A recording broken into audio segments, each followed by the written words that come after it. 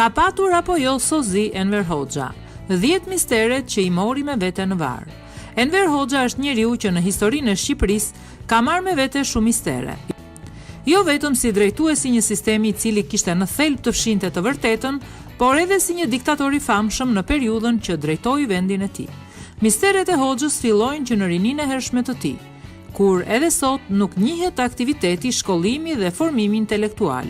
Askush nuk thot dot me siguri nga erdhi dhe si arriti të mbante nën urdhra një popull që historikisht njihet për kryenetësi ndaj udhëheqësve. Misteret vijojnë në marrjen e Partisë Komuniste Shqiptare, marrjen e pushtetit, afrimin me lindjen, eliminimin e kundërshtarëve dhe aleatëve të tij, prishjen e marrëdhënieve me aleatët më të mëdhenj të Shqipërisë, Rusinë dhe Kinën, planet kundër tij nga anglo-amerikanët për ta rrëzuar dhe deri në fund tek heqja qafe e Mehmet Sheut dhe Kadria Zbiut. Edhe momenti fundit i jetës së tij është i mbushur me mistere.